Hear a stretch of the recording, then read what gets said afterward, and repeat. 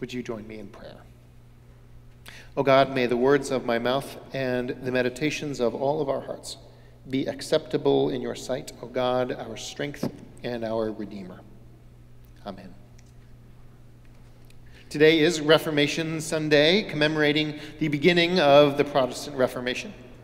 German theologian Martin Luther wrote a kind of an open letter to the Catholic Church, 95 distinct points to make, which is a lot.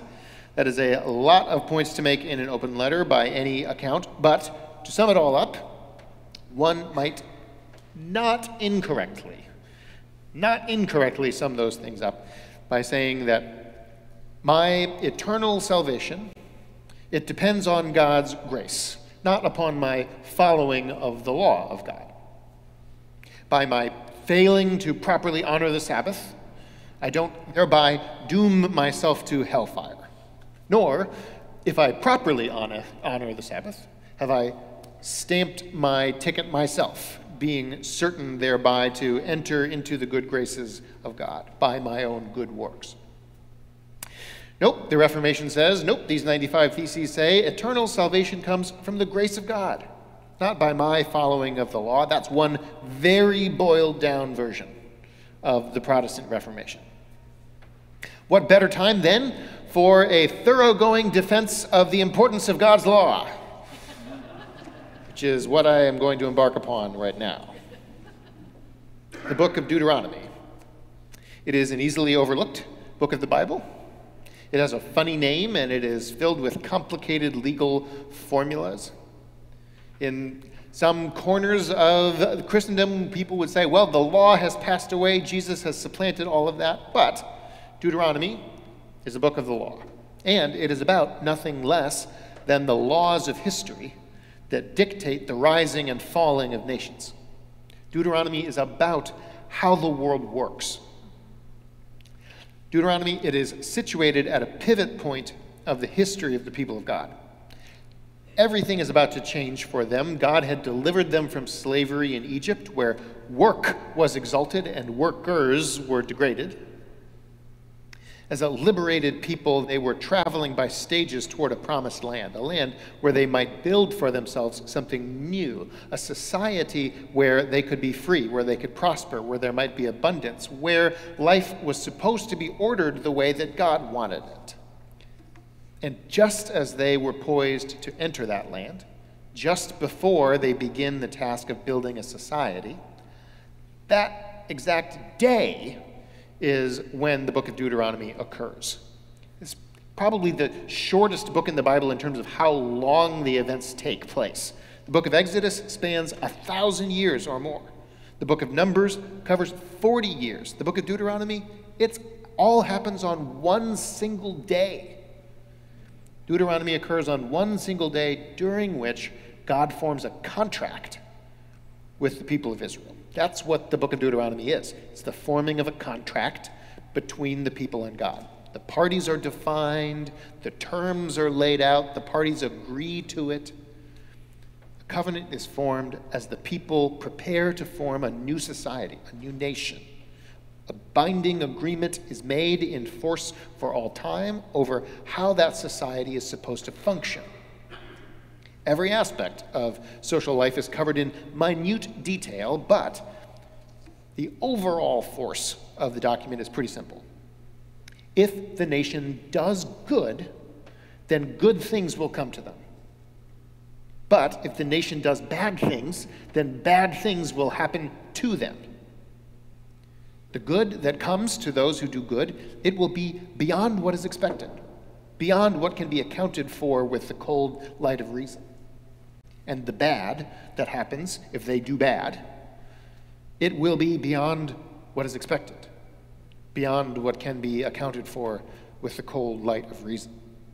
That is the perspective of the book of Deuteronomy. It is pretty simple. If you do good things will happen to you as an entire nation. If you do bad things will happen to you as an entire nation. That's the book of Deuteronomy. It's an agreement, a contract, a covenant. It's describing how nations work. It's describing how the world works.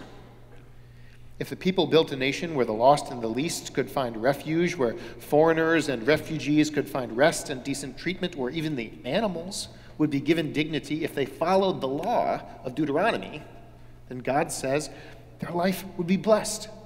They would prosper. But if they didn't, if they fell into exploitative practices, if they treated their neighbors no better than the Egyptians that treated them, then the well would run dry. They would not prosper. God would not bless them. The good times they had would turn to bad. That's justice.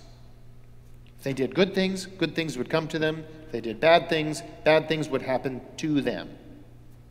That's the law. It's the law of the living God. It's a law of history, revealed just as the people began the task of building a new nation. It's the law of history, the justice of God. And it's not something that's only applied to the people of Israel thousands of years ago. This applies to us as Christians too, this law that we read in Deuteronomy. In the ministry of Jesus, when Jesus was quoting from the Bible, he's almost always quoting from the book of Deuteronomy. And almost always, he is quoting from the law that stipulates that the blessings of God for society, they're contingent upon that society being just. As Jesus himself said, he didn't come to abolish the law, but to fulfill it. Indeed, not one letter, not one stroke of one letter of the law will ever pass away until all things have been fulfilled. The law of God was revealed for all time, irrevocable, just as the law of gravity is irrevocable. That's just how things work.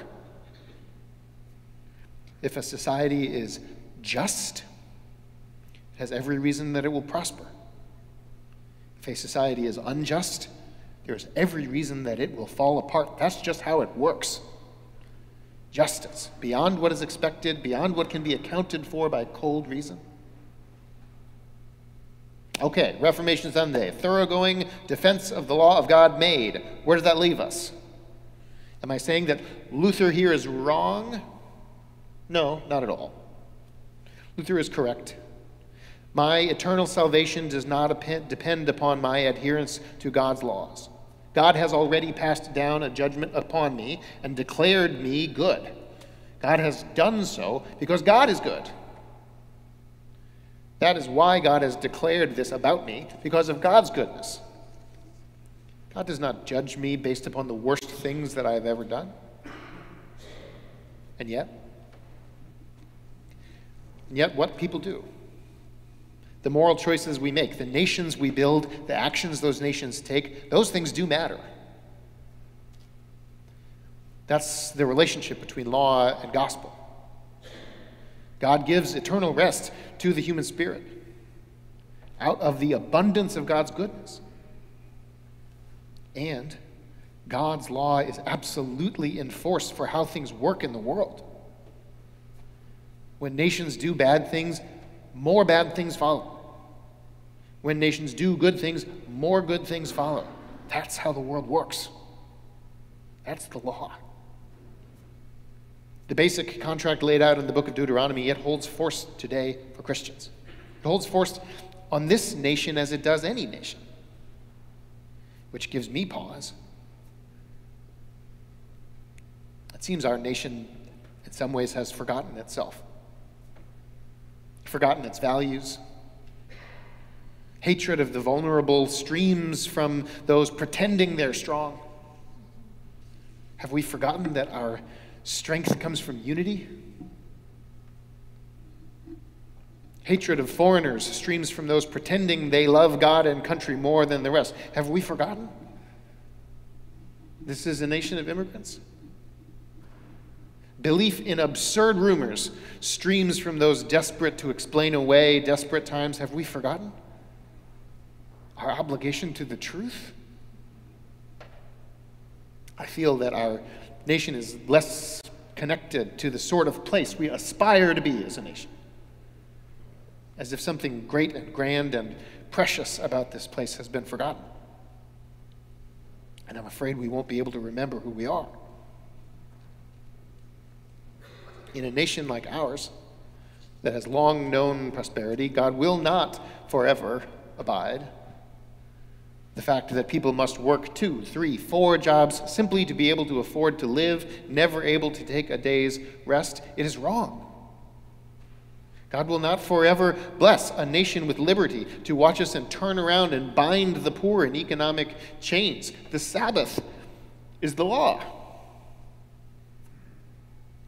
In a nation like ours that has always been a nation of immigrants, God will not long abide the fact that refugees and asylum seekers and people plain old seeking a better life are treated as criminals or as political pawns to be moved around on a board, just objects to be acted against in order to show who's tough.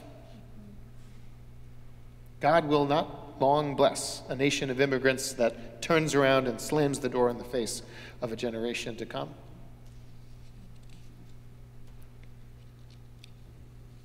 This is the law of God that's revealed for all time, irrevocable just as the law of gravity is irrevocable. If a society is unjust, it will fall apart. That's just how things work. You can look at the history of any empire ever to rise and fall.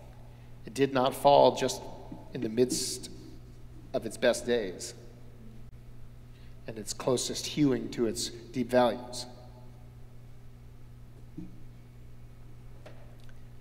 If a society is unjust, it will fall apart. But the opposite is true too.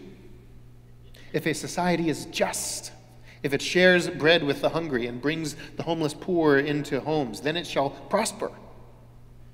If a society is just, if it breaks the yoke of bondage for those who must toil without end to survive, if it honors the Sabbath, if it glorifies the God of liberation by ensuring that all people have dignified rest, that nation will prosper. It's the law. That's how things work. It can be easy to feel despair in these days, easy to feel powerless, easy to feel that there is too much to do on too many fronts, easy to feel overwhelmed.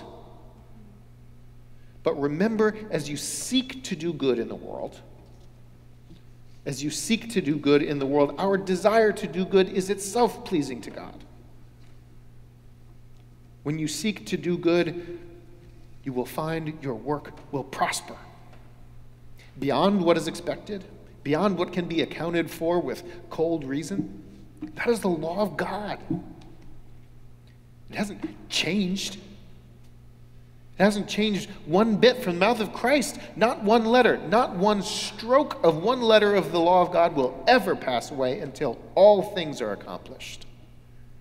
The realm of God, the beloved community, until all these things are accomplished, not one stroke of a letter of the law will have passed away. The law of God was revealed for all time.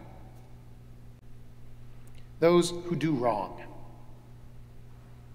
they cannot forever endure in doing that. Those who do good, they cannot forever suffer failure in their efforts.